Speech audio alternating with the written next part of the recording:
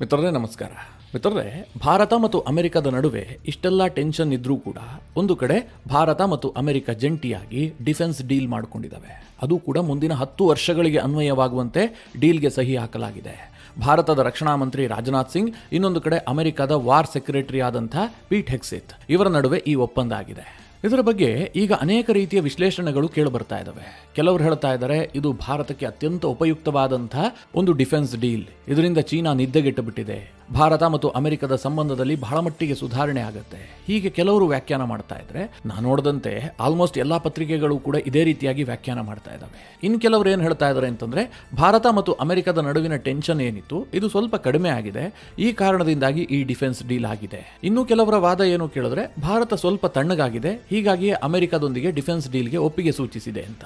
ಮಿತ್ರರೇ, ಯಾವುದು ಸತ್ಯ? ನಿಜವಾಗ್ಲೂ ಈ ಡಿಫೆನ್ಸ್ ಡೀಲ್ನ ಅರ್ಥ ಏನು? ಭಾರತಕ್ಕೆ ಏನಾದರೂ ಲಾಭ ಆಗುತ್ತಾ ಅಥವಾ ಇದು ಕೇವಲ ಪೇಪರ್ಗಷ್ಟೇ ಮಾತ್ರ ಸೀಮಿತವಾಗಿರುತ್ತಾ? ಇದರ ಬಗ್ಗೆ ಈ ವಿಡಿಯೋದಲ್ಲಿ ಸ್ವಲ್ಪ ಡೀಟೇಲ್ ಆಗಿ ನಿಮಗೆ ತಿಳಿಸ್ಕೊಡ್ತೀನಿ. ಎರಡನೇದಾಗಿ ಮಿತ್ರರೇ, ಬಾಂಗ್ಲಾದೇಶದವರು ಇತ್ತೀಚೆಗೆ ಬಾಲ ಬಿಚ್ಚೋದನ್ನ ಜಾಸ್ತಿ ಮಾಡಿದ್ರು. ನಿಮಗೆಲ್ಲ ಗೊತ್ತೇ ಇದೆ, ಬಾಂಗ್ಲಾದೇಶ ಭಾರತದ ರಾಜ್ಯಗಳನ್ನೆಲ್ಲ ತನಗೆ ಸೇರಿಸ್ಕೊಂಡು ಮ್ಯಾಪ್ ಅನ್ನ ರಿಲೀಸ್ ಮಾಡುವಂತಹದ್ದು, ಪದೇ ಪದೇ ಪಾಕ್ ಆರ್ಮಿಯನ್ನ ಕರೆದು ಅವರಿಗೆ ಆತಿಥ್ಯವನ್ನ ನೀಡುವಂತಹದ್ದು, ಇದೆಲ್ಲ ಜಾಸ್ತಿ ಆಗ್ತಾ ಇದೆ. ಅಂದ್ರೆ ಬಾಂಗ್ಲಾದೇಶವನ್ನ ಪಾಕಿಸ್ತಾನ ಕಂಪ್ಲೀಟ್ ಆಗಿ ತನ್ನ ತಾಳಕ್ಕೆ ತಕ್ಕಂತೆ ಕುಣಿಯುವಂತೆ ಮಾಡ್ತಾ ಇದೆ.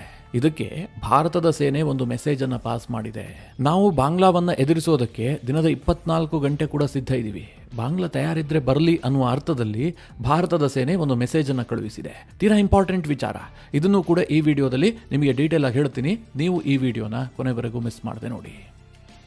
ಮಿತ್ರರೇ, ಭಾರತದ ರಕ್ಷಣಾ ಸಚಿವರಾಗಿರುವಂತಹ ರಾಜನಾಥ್ ಸಿಂಗ್ ಅವರು ಜೊತೆಗೆ ಅಮೆರಿಕದ ವಾರ್ ಸೆಕ್ರೆಟರಿ, ಈ ಹಿಂದೆ ಇವರನ್ನ ಡಿಫೆನ್ಸ್ ಸೆಕ್ರೆಟರಿ ಅಂತ ಕರೆಯಲಾಗ್ತಾ ಇತ್ತು, ಆದರೆ ಟ್ರಂಪ್ ಅದನ್ನ ವಾರ್ ಡಿಪಾರ್ಟ್ಮೆಂಟ್ ಅಂತ ಹೆಸರು ಬದಲಾಯಿಸಿ ವಾರ್ ಸೆಕ್ರೆಟರಿ ಮಾಡಿಟ್ಟಿದ್ದಾರೆ. ಇದೆಲ್ಲವೂ ಕೂಡ ಶಾಂತಿ ದೂತನ ಕೆಲಸ. ಟ್ರಂಪ್ ಎಂಬ ಶಾಂತಿ ದೂತನಿಗೆ ವಾರ್ ಅಂತಂದ್ರೆ ತುಂಬಾ ಇಷ್ಟ, ಹೀಗಾಗಿ ಈ ಕೆಲಸ ಮಾಡಿದ್ದಾರೆ.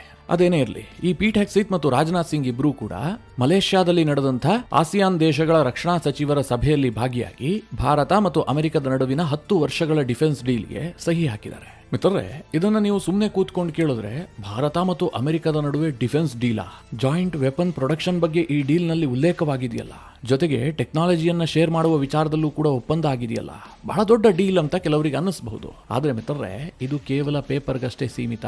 ಯಾಕೆ ಈ ಮಾತನ್ನ ಹೇಳ್ತಾ ಇದ್ದೀನಿ, ಇದಕ್ಕೆ ಯಾಕಷ್ಟು ಮಹತ್ವ ಇಲ್ಲ ಅಂತಂದ್ರೆ, ಭಾರತ ಅಮೆರಿಕದೊಂದಿಗೆ 2005ರಿಂದಲೂ ಕೂಡ ಇಂತಹ ಡೀಲ್ ಅನ್ನ ಮಾಡ್ಕೊಳ್ತಾ ಇದೆ. ಅಂದ್ರೆ ಪ್ರತಿ 10 ವರ್ಷಕ್ಕೊಮ್ಮೆ ಇಂತಹ ಡೀಲ್ಗೆ ಸಹಿ ಹಾಕ್ತಾರೆ. 2005ರಲ್ಲಿ ಮನಮೋಹನ್ ಸಿಂಗ್ ಸರ್ಕಾರ ಭಾರತದಲ್ಲಿತ್ತು, ಅಮೆರಿಕದಲ್ಲಿ ಜಾರ್ಜ್ ಡಬ್ಲ್ಯೂ ಬುಷ್ ಸರ್ಕಾರ ಇತ್ತು. ಆ ಸಂದರ್ಭದಲ್ಲಿ ಮೊಟ್ಟ ಮೊದಲ ಬಾರಿಗೆ ಅಮೆರಿಕದೊಂದಿಗೆ ಈ ಡೀಲ್ಗೆ ಸಹಿ ಹಾಕಲಾಗಿತ್ತು. ಮಿತ್ರರೇ, 2005ರಲ್ಲಿ ಫಸ್ಟ್ ಟೈಮ್ ಈ ಡೀಲ್ ಆಯ್ತಲ್ಲ, ಆ ಸಂದರ್ಭದಲ್ಲಿ ಭಾರತಕ್ಕೆ ನಿರೀಕ್ಷೆ ಇತ್ತು.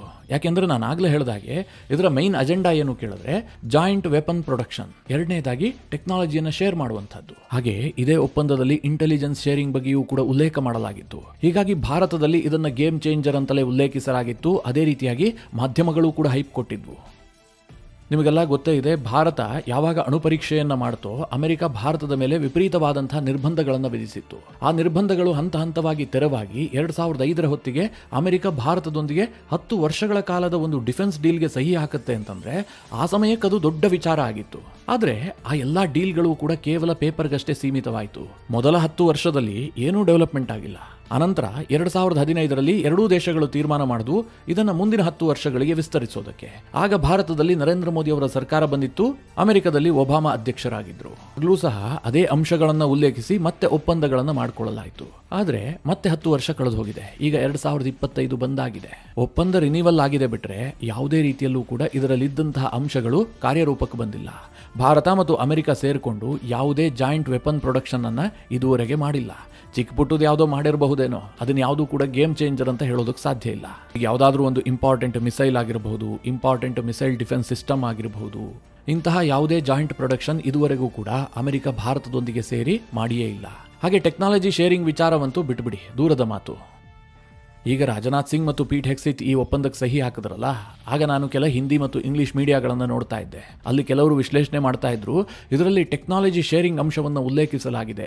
ಹೀಗಾಗಿ ಅಮೆರಿಕ F-35ಗಳನ್ನು ಭಾರತದಲ್ಲೇ ರೆಡಿ ಮಾಡಿದ್ರು ಕೂಡ ಏನು ಆಶ್ಚರ್ಯ ಇಲ್ಲ, ನಮಗೊಂದು ಸ್ವಲ್ಪ ಟೆಕ್ನಾಲಜಿಯನ್ನು ಶೇರ್ ಮಾಡಿದ್ರು ಕೂಡ ಆಶ್ಚರ್ಯ ಪಡಬೇಕಾಗಿಲ್ಲ, ಅಂತಹ ಬೆಳವಣಿಗೆ ಅಂತ ಇದಕ್ಕೆ ಹೈಪ್ ಕೊಡ್ತಾ ಇದ್ರು. ಇದೆಲ್ಲವೂ ಸಹ ಸುದ್ದಿಯನ್ನು ವೈಭವೀಕರಿಸೋದೇ ಹೊರತು ಅಮೆರಿಕ 100ಕ್ಕೆ 100ರಷ್ಟು F-35 ಟೆಕ್ನಾಲಜಿಯನ್ನು ಭಾರತಕ್ಕೆ ಕೊಡೋದು ಇಲ್ಲ, ಜಾಯಿಂಟ್ ಪ್ರೊಡಕ್ಷನ್ ಅನ್ನು ಮಾಡೋದು ಇಲ್ಲ. ಇದನ್ನು ಅರ್ಥ ಮಾಡ್ಕೊಳ್ಳೋದಕ್ಕೆ ನಿಮಗೇನು ರಾಕೆಟ್ ಸೈನ್ಸ್ ಬೇಕಾಗಿಲ್ಲ. ಕಾರಣ ಇಷ್ಟೇ, ಅಮೆರಿಕ ಯಾವುದೇ ಒಂದು ವೆಪನ್ ಅನ್ನು ರೆಡಿ ಮಾಡುತ್ತೆ ಅಂತಂದ್ರೆ ಅದರ ಟೆಕ್ನಾಲಜಿಗೆ ವಿಪರೀತವಾಗಿ ಇನ್ವೆಸ್ಟ್ಮೆಂಟ್ ಮಾಡಿರುತ್ತೆ. ಈಗ F-35 ಅನ್ನು ಅವರು ಅಭಿವೃದ್ಧಿ ಮಾಡಿದ್ದಾರೆ ಅಂತಂದ್ರೆ ಅದಕ್ಕೆ ಟ್ರಿಲಿಯನ್ ಗಟ್ಟಲೆ ಡಾಲರ್ ಹಣವನ್ನು ಇನ್ವೆಸ್ಟ್ ಮಾಡಿರ್ತಾರೆ. ಆನಂತರದಲ್ಲಿ ಅವ್ರು ಎಷ್ಟೇ ಪ್ರೊಡಕ್ಷನ್ ಮಾಡಿದ್ರೂ ಕೂಡ ಆ ಟೆಕ್ನಾಲಜಿಯನ್ನು ಶೇರ್ ಮಾಡೋದಿಲ್ಲ.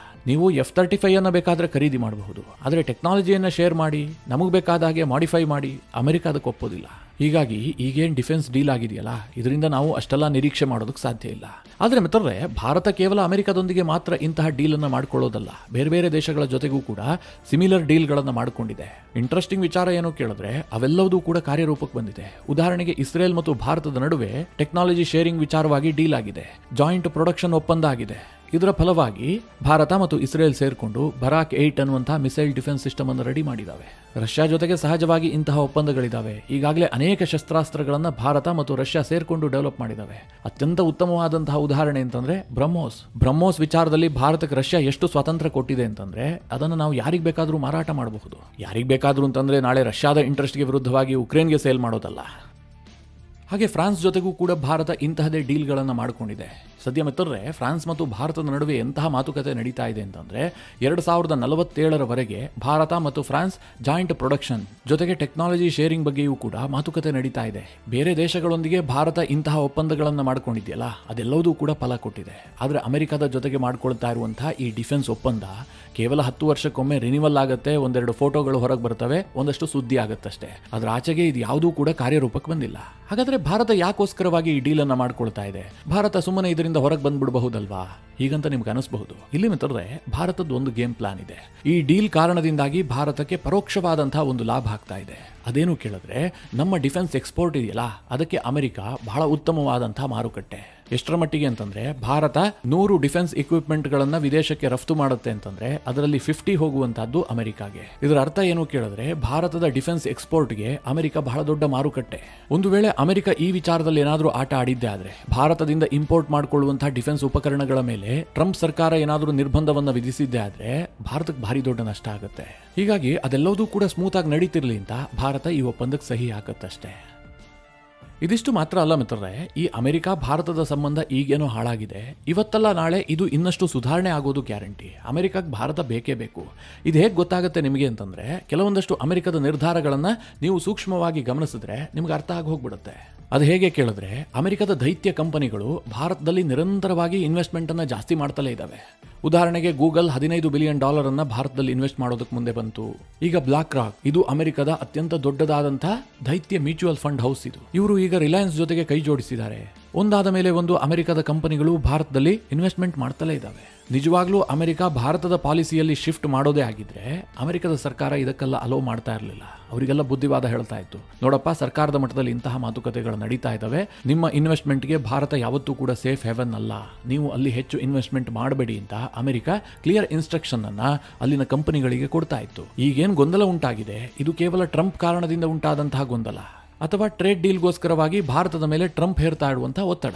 ಅದರ ಆಚೆಗೆ ಭಾರತದ ಸಂಬಂಧವನ್ನು ಕಡಿದುಕೊಳ್ಳೋದಕ್ಕೆ ಅಮೆರಿಕ ಸುತರಾಮ್ ಸಿದ್ಧ ಇಲ್ಲ. ಇದಿಷ್ಟು ಭಾರತ ಮತ್ತು ಅಮೆರಿಕದ ನಡುವೆ ಆದಂತಹ ಡಿಫೆನ್ಸ್ ಡೀಲ್ನ ಕುರಿತಾದಂತಹ ಮಾಹಿತಿ. ಇನ್ನು ಬಾಂಗ್ಲಾದೇಶದ ಕುರಿತಾದಂತಹ ಒಂದು ಸುದ್ದಿ ಇದೆಯಲ್ಲ, ಅದನ್ನು ಕೂಡ ಚಿಕ್ಕದಾಗಿ ನಿಮಗೆ ಹೇಳ್ಬಿಡ್ತೀನಿ. ನಿಮಗೆಲ್ಲ ಗೊತ್ತಿರುವ ಹಾಗೆ ಭಾರತ ಇವತ್ತು ಗುಜರಾತ್ ಭಾಗದಲ್ಲಿ ತ್ರಿಶೂಲ್ ಯುದ್ಧಾಭ್ಯಾಸವನ್ನ ಮಾಡ್ತಾ ಇದೆ. ನಮ್ಮ 3 ಸೇನೆಗಳು ಜಂಟಿಯಾಗಿ ಮಾಡ್ತಾ ಇರುವಂತಹ ಬಹಳ ದೊಡ್ಡ ಯುದ್ಧಾಭ್ಯಾಸ. ಅಲ್ಲಿ ನೋಟಮ್ ಅನ್ನ ಕೂಡ ಇಶ್ಯೂ ಮಾಡಲಾಗಿದೆ. ನೋಟಮ್ ಅಂತಂದ್ರೆ ನೋಟಿಸ್ ಟು ಏರ್ಮನ್ ಅಂತ. ಅಲ್ಲಿ ಯಾವುದೇ ಸಿವಿಲ್ ವಿಮಾನಗಳು ಹಾರಾಟ ಮಾಡುವಂತಿಲ್ಲ, ಹೆಲಿಕಾಪ್ಟರ್ಗಳು ಕೂಡ ಸಂಚರಿಸುವಂತಿಲ್ಲ. ಅದು ಭಾರತ ದೇಶಕ್ಕೂ ಕೂಡ ಅನ್ವಯಿಸುತ್ತೆ, ಬೇರೆ ಬೇರೆ ದೇಶದ ವಿಮಾನಗಳಿಗೂ ಕೂಡ ಅನ್ವಯಿಸುತ್ತೆ. ಆ ರೀತಿಯಾದಂತಹ ಒಂದು ರಿಸ್ಟ್ರಿಕ್ಷನ್ ಅನ್ನ ಅಲ್ಲಿ ಹೇರಲಾಗಿದೆ. ಬರೋಬ್ಬರಿ 10 ದಿನಗಳ ಕಾಲ ಈ ಯುದ್ಧಾಭ್ಯಾಸ ನಡೆಯುತ್ತೆ. ಇಲ್ಲಿ ಭಾರತದ ಸೇನೆ ಪಾಕಿಸ್ತಾನವನ್ನ ಗುರಿಯಾಗಿಸಿಕೊಂಡು ಯುದ್ಧಾಭ್ಯಾಸ ಮಾಡ್ತಾ ಇದೆ. ಗುಜರಾತ್ನಲ್ಲೇ ಯಾಕೆ ಮಾಡ್ತಾ ಇದೆ ಅಂತಂದ್ರೆ, ಸರ್ಕ್ರೀಕ್ ವಿಚಾರವಾಗಿ ಭಾರತ ಮತ್ತು ಪಾಕಿಸ್ತಾನದ ನಡುವೆ ಉಂಟಾದಂತಹ ಟೆನ್ಷನ್ ನಿಮ್ಗೆ ಗೊತ್ತೇ ಇದೆ. ಇದರ ನಡುವೆ ಭಾರತೀಯ ಸೇನೆ ಇನ್ನೊಂದು ಹೆಜ್ಜೆಯನ್ನು ಕೂಡ ಮುಂದಿಟ್ಟಿದೆ. ಅದೇನು ಕೇಳಿದ್ರೆ, ಈಗ ನಾರ್ತ್ ಈಸ್ಟ್ ಭಾಗದಲ್ಲೂ ಕೂಡ ಭಾರತ ನೋಟಮ್ ಅನ್ನ ಇಶ್ಯೂ ಮಾಡಿದೆ. ಒಂದು ಕಡೆ ತ್ರಿಶೂಲ್ ನಡೀತಾ ಇರುತ್ತೆ, ಇನ್ನೊಂದು ಕಡೆ ನಾರ್ತ್ ಈಸ್ಟ್ ನಲ್ಲೂ ಕೂಡ ಬಹಳ ದೊಡ್ಡದಾದಂತಹ ಯುದ್ಧಾಭ್ಯಾಸ ನಡೆಯುತ್ತೆ. ಇದು ಯಾಕೆ ಇಂಪಾರ್ಟೆಂಟ್ ಆಗ್ತಾ ಇದೆ ಕೇಳಿದ್ರೆ, ಇವತ್ತು ಬಾಂಗ್ಲಾದೇಶ ಪದೇ ಪದೇ ಭಾರತದ ವಿಚಾರದಲ್ಲಿ ಸ್ಟೇಟ್ಮೆಂಟ್ ಕೊಡ್ತಾ ಇದೆ. ಭಾರತದ ರಾಜ್ಯಗಳನ್ನೆಲ್ಲ ಸೇರಿಸಿಕೊಂಡು ಮ್ಯಾಪ್ ಅನ್ನ ರಿಲೀಸ್ ಮಾಡುವಂತಹದ್ದು, ಪದೇ ಪದೇ ನಾರ್ತ್ ಈಸ್ಟ್ ಅನ್ನ ಲ್ಯಾಂಡ್ ಲಾಕ್ಡ್ ಅಂತ ಮೊಹಮ್ಮದ್ ಯೂನಿಸ್ ಸ್ಟೇಟ್ಮೆಂಟ್ ಕೊಡ್ತಾ ಇರೋದು. ಇದೆಲ್ಲವೂ ಕೂಡ ಸಾಕಾಗ್ತಿಲ್ಲ ಅಂತ ಈಗ ಪಾಕಿಸ್ತಾನದ ಸೇನೆಗೆ ಪದೇ ಪದೇ ಬಾಂಗ್ಲಾದೇಶ ಆತಿಥ್ಯವನ್ನು ವಹಿಸ್ತಾ ಇದೆ. ಪಾಕಿಸ್ತಾನದ ಮಿಲಿಟರಿ ನಿಯೋಗ ಬಾಂಗ್ಲಾದೇಶಕ್ಕೆ 15 ದಿನಕ್ಕೊಮ್ಮೆ ಭೇಟಿ ಕೊಡ್ತಾ ಇದೆ. ಹೀಗೆಲ್ಲ ಮಾಡುವ ಮೂಲಕ ಬಾಂಗ್ಲಾದೇಶ ಭಾರತವನ್ನ ಪ್ರವೋಕ್ ಮಾಡ್ತಾ ಇದೆ. ಇಲ್ಲಿ ಮಿತ್ರರೇ, ಬಾಂಗ್ಲಾದೇಶ ಸ್ವಂತ ಬುದ್ಧಿಯನ್ನು ಉಪಯೋಗಿಸಿ ಇದನ್ನೆಲ್ಲ ಮಾಡ್ತಾ ಇಲ್ಲ. ಅವರಿಗೆ ಅವರ ಸಾಮರ್ಥ್ಯ ಮರೆತು ಹೋಗಿದೆ. ಅವರ ಮೆದುಳನ್ನ ಒಂದು ಕಡೆ ಪಾಕಿಸ್ತಾನ, ಇನ್ನೊಂದು ಕಡೆ ಟರ್ಕಿ ಹೈಜಾಕ್ ಮಾಡಿದೆ. ಹೀಗಾಗಿ ಬಾಂಗ್ಲಾದೇಶ ತನ್ನ ಸಾಮರ್ಥ್ಯದ ಅರಿವಿಲ್ಲದೆ ಭಾರತವನ್ನು ಎದುರುಹಾಕೊಳ್ತಾ ಇದೆ. ಈ ಬಾಂಗ್ಲಾದೇಶದ ವಿಚಾರದಲ್ಲಿ ಪಾಕಿಸ್ತಾನದ ಇಂಟೆನ್ಷನ್ ಇದೆಯಲ್ಲ, ಇದು ಬಹಳ ಕ್ಲಿಯರ್ ಆಗಿದೆ. ಅದೇನು ಕೇಳಿದ್ರೆ, ಭಾರತ ನಮಗೆ ಬಲೂಚಿಸ್ತಾನ ವಿಚಾರದಲ್ಲಿ ತೊಂದರೆ ಕೊಡ್ತಾ ಇದೆ. ಅಫ್ಘಾನಿಸ್ತಾನದ ತಾಲಿಬಾನಿಗಳನ್ನ ಭಾರತ ಎತ್ಕಡ್ತಾ ಇದೆ. ಟಿಟಿಪಿಗೂ ಕೂಡ ಭಾರತದ ಬೆಂಬಲ ಇರುವಂತೆ ಕಂಡು ಬರ್ತಾ ಇದೆ. ಹೀಗೆಲ್ಲ ಪಾಕಿಸ್ತಾನ ಭಾರತದ ಮೇಲೆ ವಿನಾಕಾರಣ ಗೂಬೆ ಕೂರಿಸ್ತಾ ಇದೆಯಲ್ಲ, ಇದಕ್ಕೆ ಕೌಂಟರ್ ಮಾಡೋದಕ್ಕೆ ಅವರು ಬಾಂಗ್ಲಾದ ನೆಲವನ್ನ ಆಯ್ಕೆ ಮಾಡಿಕೊಂಡಿದ್ದಾರೆ. ನಾವು ಬಾಂಗ್ಲಾ ಮೂಲಕ ನಾರ್ತ್ ಈಸ್ಟ್ ನಲ್ಲಿ ಅಶಾಂತಿಯನ್ನ ಸೃಷ್ಟಿ ಮಾಡ್ತೀವಿ. ಒಂದು ವೇಳೆ ನಾರ್ತ್ ಈಸ್ಟ್ ನಲ್ಲಿ ಇನ್ಸ್ಟೆಬಿಲಿಟಿ ಉಂಟಾಗಿದ್ದೇ ಆದ್ರೆ ಆಗ ಭಾರತದ ಸೇನೆ ಕೇವಲ ನಾರ್ತ್ ಈಸ್ಟ್ ಅನ್ನ ಫೋಕಸ್ ಮಾಡುತ್ತೆ. ಬಾಂಗ್ಲಾದ ಕಡೆಗೆ ಭಾರತೀಯ ಸೇನೆ ಹೋಗ್ಬಿಡುತ್ತೆ. ಭಾರತ ಪಾಕಿಸ್ತಾನದ ಗಡಿಯಲ್ಲಿ ತನ್ನ ಚಟುವಟಿಕೆಗಳನ್ನು ಕಡಿಮೆ ಮಾಡುತ್ತೆ ಎನ್ನುವಂಥದ್ದು ಪಾಕಿಸ್ತಾನದ ನಂಬಿಕೆ. ಆದರೆ ಮಿತ್ರರೇ, ಭಾರತದ ಸೇನೆ ಅದಕ್ಕೆ ಉಲ್ಟಾ ಮಾಡ್ತಾ ಇದೆ. ಭಾರತೀಯ ಸೇನೆ ಒಂದು ಕಡೆ ಆಪರೇಷನ್ ತ್ರಿಶೂಲ್ ಅನ್ನ ಗುಜರಾತ್ ಗಡಿಯಲ್ಲಿ ಮಾಡ್ತಾ ಇದ್ರೆ, ಇನ್ನೊಂದು ಕಡೆ ಬಾಂಗ್ಲಾದ ಗಡಿಯ ಪಕ್ಕದಲ್ಲೇ ನೋಟಮ್ ಇಶ್ಯೂ ಮಾಡಿ ದೊಡ್ಡ ಯುದ್ಧಾಭ್ಯಾಸಕ್ಕೆ ಭಾರತ ಅಣಿಯಾಗಿದೆ. ಈ ಮೂಲಕವಾಗಿ ಭಾರತ ಪಾಕಿಸ್ತಾನಕ್ಕೆ ಏನು ಮೆಸೇಜ್ ಅನ್ನ ಕೊಟ್ಟಿದೆ ಅಂತಂದ್ರೆ, ಬಾಂಗ್ಲಾದ ಗಡಿ ಹೀಟ್ ಆದ್ರೆ ಭಾರತ ಅಲ್ಲಿ ಮಾತ್ರ ಫೋಕಸ್ ಮಾಡುತ್ತೆ ಅಂತಂದ್ರೆ ಅದು ನಿಮ್ಮ ತಪ್ಪು ಕಲ್ಪನೆ. ನಮಗೆ ಇದೊಂದು ಲೆಕ್ಕಕ್ಕೆ ಬರೋದಿಲ್ಲ. ನಾವು ಒಂದು ಕಡೆ ಪಾಕಿಸ್ತಾನದ ಗಡಿಯನ್ನ ಬಿಸಿ ಇಟ್ಕೊಂಡು ಇನ್ನೊಂದು ಕಡೆ ಬಾಂಗ್ಲಾವನ್ನ ಕೂಡ ಎದುರಿಸ್ತೀವಿ. ನಮಗೆ ಆ ತಾಕತ್ತಿದೆ ಅಂತ ಈ ಒಂದು ನೋಟಂ ಮೂಲಕವಾಗಿ ಭಾರತ ಪಾಕಿಸ್ತಾನ ಮತ್ತು ಬಾಂಗ್ಲಾದೇಶಕ್ಕೆ ಒಟ್ಟೊಟ್ಟಿಗೆ ಸಂದೇಶವನ್ನು ರವಾನಿಸಿದೆ. ಭಾರತದ ಆರ್ಮಿ ಇದನ್ನು ಸ್ಪಷ್ಟವಾಗಿ ಹೇಳಿದೆ ಕೂಡ. ಆಪರೇಷನ್ ಸಿಂಧೂರ ನಿರಂತರವಾಗಿ ಜಾರಿಯಾಗಿರುತ್ತೆ. ಅದಕ್ಕಾಗಿ ನಾವು ದಿನದ 24 ಗಂಟೆಯೂ ಕೂಡ ಅಲರ್ಟ್ ಆಗಿರ್ತೀವಿ, ರೆಡಿ ಆಗಿರ್ತೀವಿ. ಜೊತೆಗೆ ಬೇರೆ ಬೇರೆ ಭಾಗದಲ್ಲಿ ಬರುವಂತಹ ಚಾಲೆಂಜಸ್ ಗಳನ್ನ ಕೂಡ ಭಾರತದ ಸೇನೆ ಸಮರ್ಥವಾಗಿ ಎದುರಿಸೋದಕ್ಕೆ ಸಿದ್ಧವಿದೆ. ಹೀಗಂತ ಭಾರತೀಯ ಸೇನೆ ಸ್ಪಷ್ಟವಾಗಿ ಹೇಳಿದೆ. ಮಿತ್ರರೇ, ಈ ಎಲ್ಲ ವಿಚಾರಗಳ ಕುರಿತಾಗಿ ನಿಮ್ಮ ಅನಿಸಿಕೆ ಅಭಿಪ್ರಾಯಗಳೇನು ಕಮೆಂಟ್ ಮಾಡುವ ಮೂಲಕ ನಮಗೆ ತಿಳಿಸಿ. ಹಾಗೆ ನಿಮಗೆ ಈ ವಿಡಿಯೋ ಇಷ್ಟವಾದರೆ ಲೈಕ್ ಮಾಡಿ. ಜೊತೆಗೆ ನೀವಿನ್ನೂ ನಿಮ್ಮ ನೆಚ್ಚಿನ ಸಂಸ್ಕಾರ ಸೌರಭ ಯೂಟ್ಯೂಬ್ ಚಾನಲ್ನ ಸಬ್ಸ್ಕ್ರೈಬ್ ಮಾಡಿಲ್ಲ ಅಂತಾದರೆ ಈ ಕೂಡಲೇ ಸಬ್ಸ್ಕ್ರೈಬ್ ಮಾಡಿ. ಮುಂದಿನ ಎಲ್ಲ ಅಪ್ಡೇಟ್ಗಳ ನೋಟಿಫಿಕೇಶನ್ಗಾಗಿ